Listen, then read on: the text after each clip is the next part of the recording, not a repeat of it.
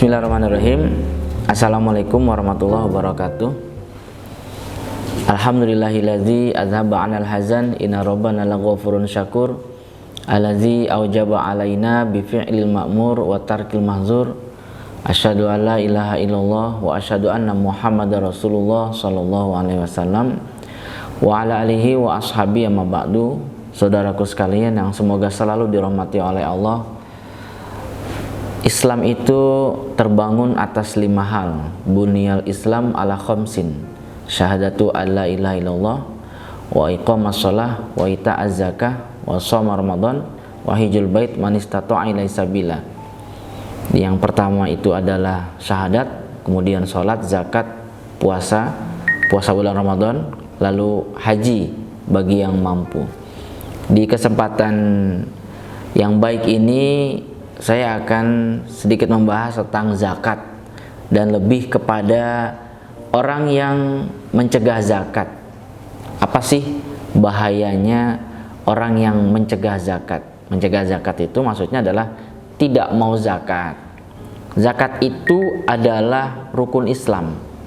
Berarti kalau ada orang tidak mengerjakan salah satu dari bagian rukun Islam, berarti dia bukan orang Islam. Karena buniyal Islam ala khamsin, Islam itu dibangun atas 5, jadi harus ada 5-5-nya. Coba umpama bangunan nggak ada temboknya, kan bagian bangunan itu ada genteng, ada tembok, ada lantai. Nah, bikin bangunan tapi nggak ada gentengnya, nggak ada atapnya, ya bukan bangunan namanya. Oke, disebut bangunan tapi nggak sempurna. Apalagi nggak ada temboknya, nggak ada tiangnya, ya nggak akan bisa terjadi bangunan. Sama, Islam juga demikian. Nah, apa bahayanya orang-orang yang tidak mau memberikan zakat? Di dalam zaman Rasulullah SAW itu pernah ada orang yang rajin ibadah, sholatnya rajin, ke masjid untuk sholat berjamaah, sangat rajin, namanya Sa'labah. Sa'labah ini miskin dia.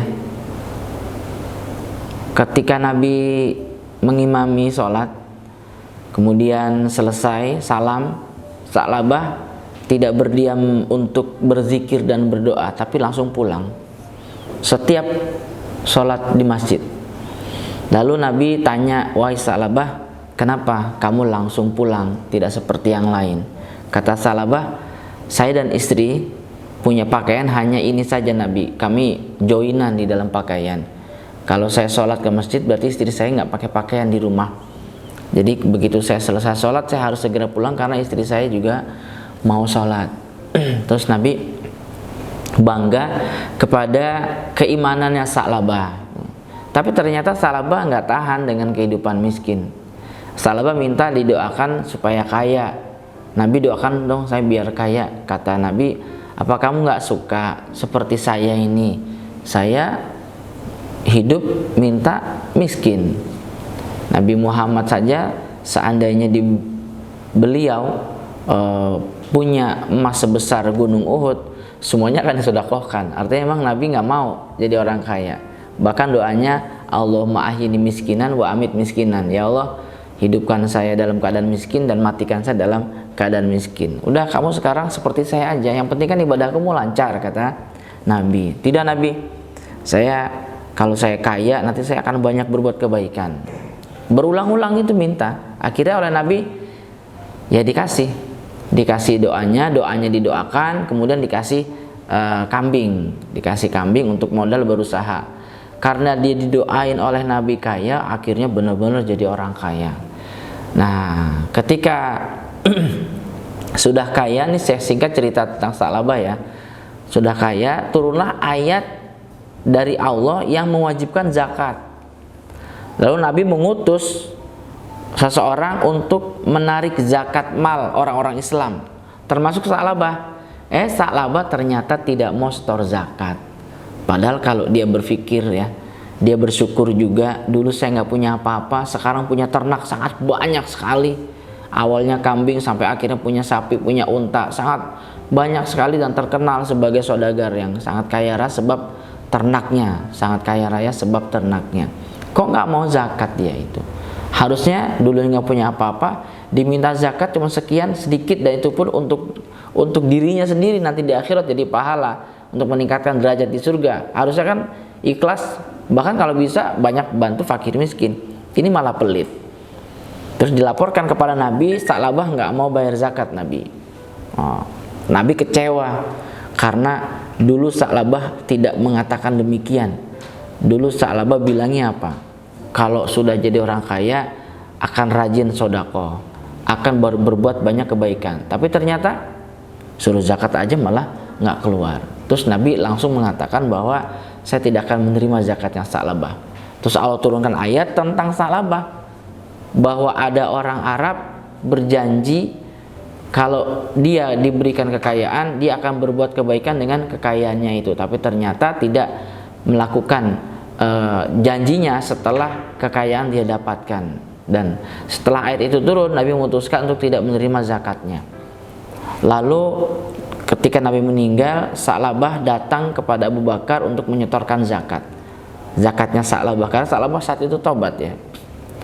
Abu Bakar bilang, orang yang lebih baik daripada saya saja tidak mau menerima zakatmu, apalagi saya tidak mau menerima zakatmu. Sampai Abu Bakar meninggal, lalu diganti oleh Umar bin Khattab. Umar bin Khattab juga ketika jadi khalifah didatangi oleh Sa'labah. Ini wahai Amirul Mukminin, saya mau menyetorkan zakat saya. Kata Umar, 2 orang yang lebih baik daripada saya saja tidak mau menerima zakatmu, apalagi saya. Sampai Umar meninggal dunia, ganti Utsman. Di zaman Utsman juga setor zakat, tapi kemudian tidak diterima oleh Utsman, dan di zaman Utsman Sa'labah meninggal dunia dalam keadaan mengenaskan, yaitu lidahnya menjulur seperti hewan, seperti anjing. Mengerikan ya. Jadi di dunianya saja orang yang tidak mau zakat sudah dihukum oleh Allah seperti itu, apalagi nanti di akhiratnya. Di hari kiamat orang-orang yang tidak menyetorkan zakat, kalau seperti Sa'labah itu dia tidak setor zakatnya ternak, maka ternaknya itu oleh Allah akan dibuat lebih bagus, lebih baik daripada ketika di dunia. Badannya besar, kakinya kuat, dan tanduknya juga mantap, tanduknya lurus dan tajam. Terus ternak-ternak itu akan menginjak-injak dia dan menanduki dia. Jadi kalau umpama ternaknya ada beberapa ratus itu, umpama ada 200 ternaknya disuruh baris, kemudian ini orangnya ada di sini, ditanduk, diinjak lagi, ditanduk, diinjak, ditanduk, diinjak, ditanduk, diinjak, diseruduk, maksud saya diseruduk, diinjak sampai habis. Terus gantian yang bagian belakangan gantian nyeruduk, nginjak, ngeruduk, nginjak itu sampai habis. Begitu terus berulang-ulang sambil menunggu proses hisabannya seluruh manusia selesai, kurang lebih 50.000 tahun. Sangat lama sekali. Itu bahayanya ya, bahayanya orang tidak mau setor zakat. Di dalam sebuah hadis juga dijelaskan, ini hadis Bukhari ya. Hadis Bukhari ada bab tentang hukumnya mencegah zakat. Hadis ini diceritakan oleh Abu Hurairah.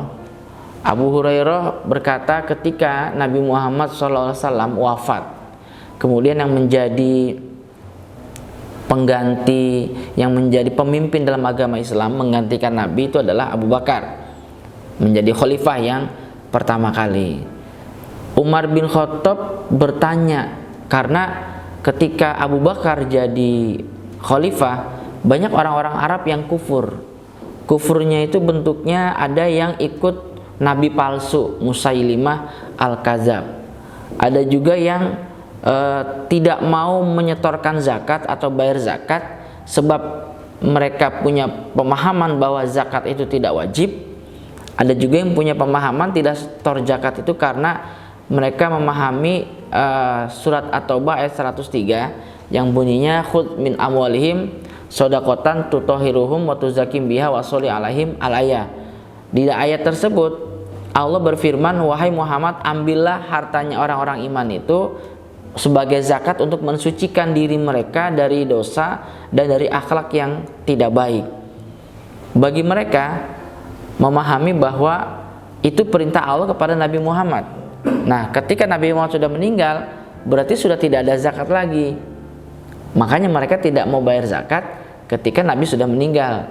Yang melanjutkan kepemimpinan itu adalah Abu Bakar. Nah, Umar nanya, "Wahai Pak Abu Bakar, ini bagaimana nih ya?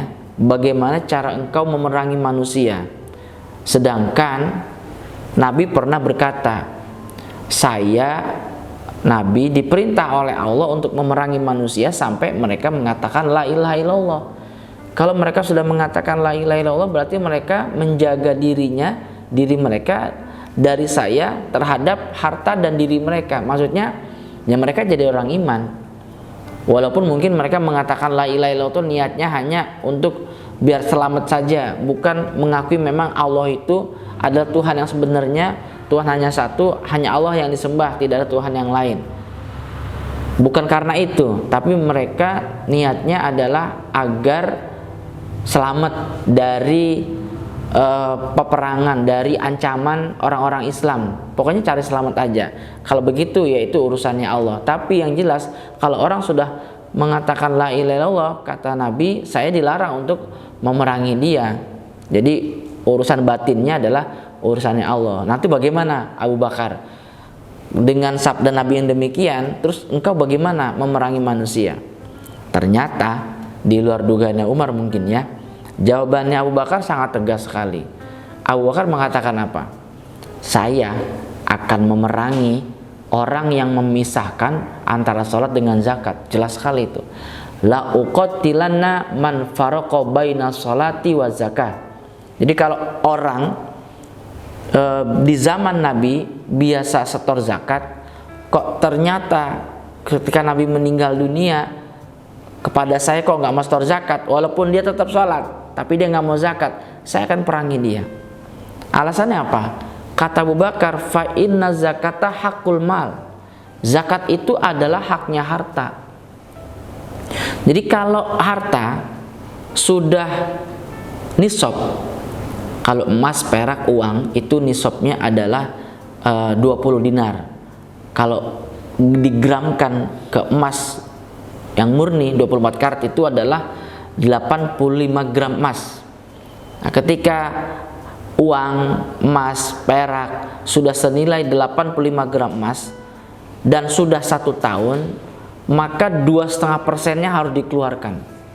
Jadi kalau bentuknya dinar zaman dulu ya, 20 dinar itu 2,5%-nya adalah setengah dinar.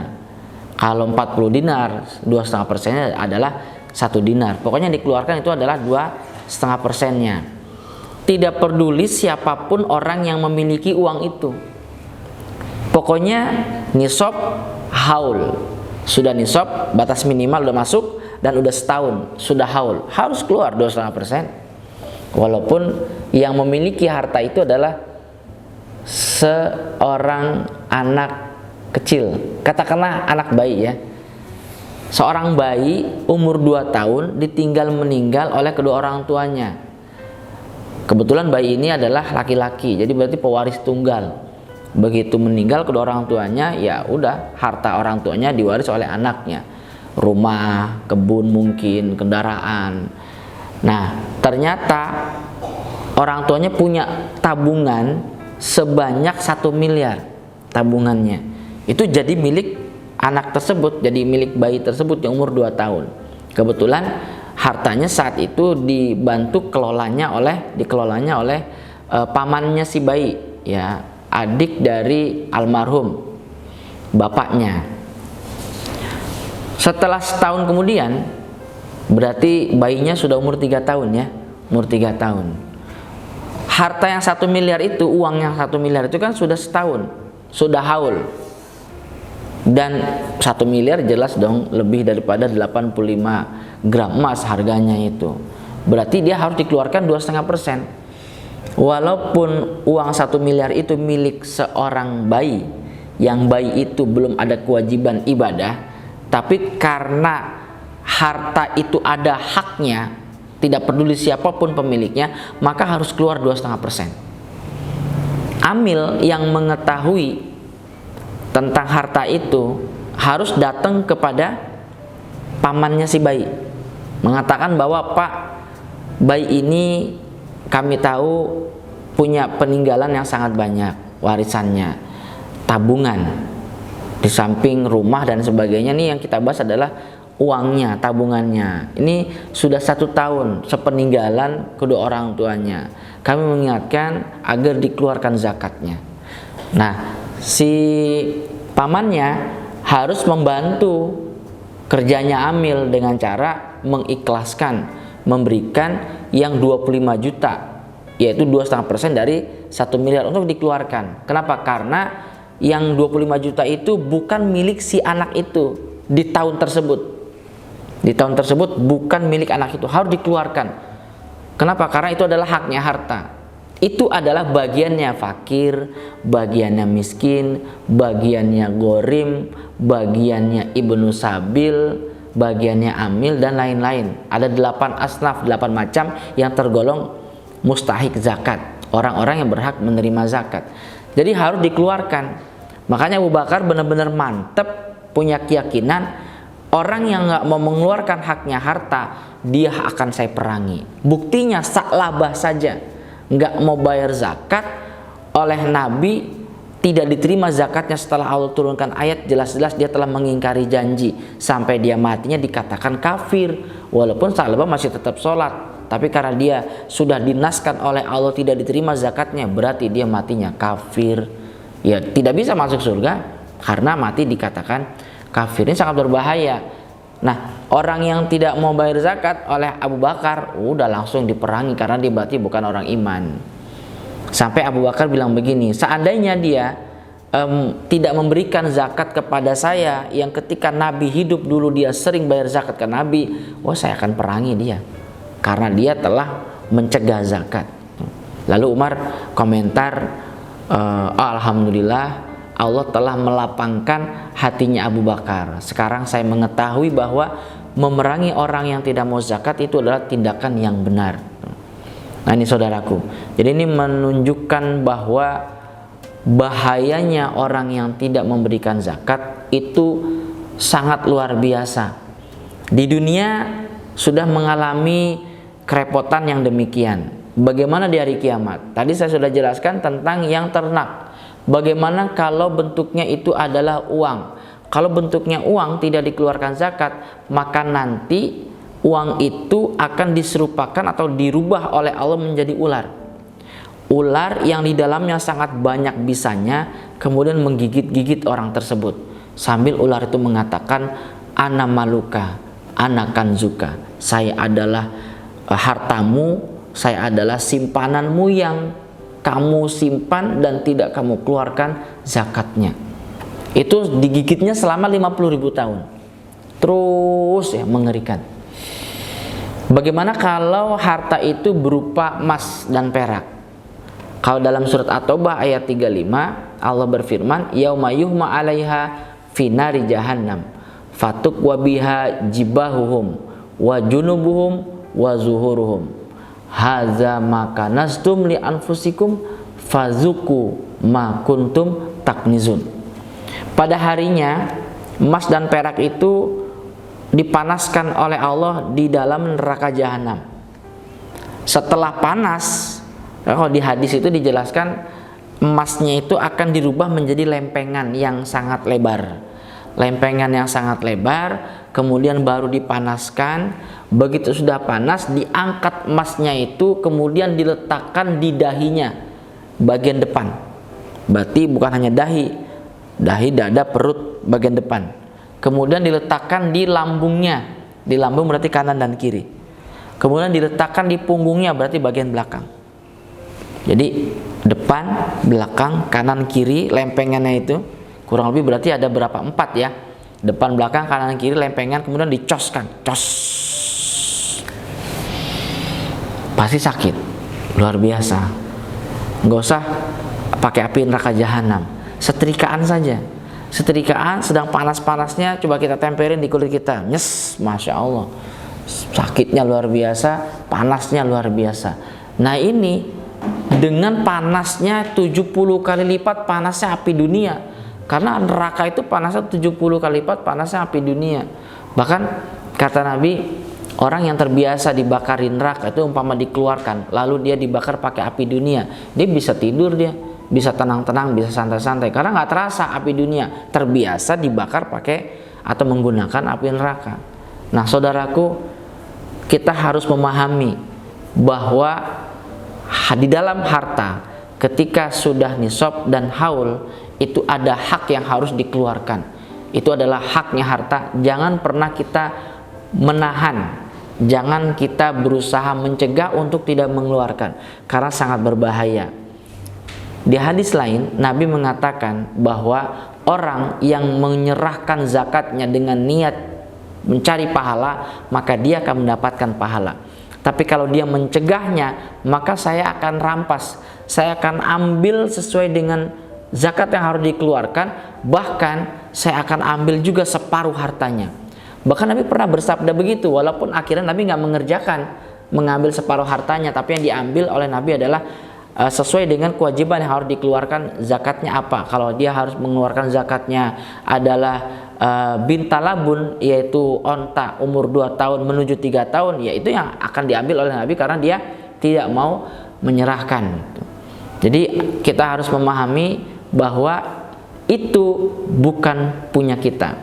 Walaupun memang statusnya menjadi hak milik kita, tapi itu bukan punya kita. Agar apa? Agar kita hidup di dunianya sejahtera, di akhirat juga sejahtera. Karena sangatlah menyakitkan apabila harus dikeluarkan, tapi tidak dikeluarkan, akhirnya Allah mengambil dengan caranya Allah. Ketika Allah mengambil dengan caranya Allah, maka yang ada bentuknya apa? Malapetaka, bencana, kebakaran, dicopet, digarong dan lain sebagainya. Nauzubillah min dzalik. Mudah-mudahan kita terhitung sebagai hamba Allah yang patuh kepada zakat. Demikian, semoga bermanfaat. Assalamualaikum warahmatullahi wabarakatuh.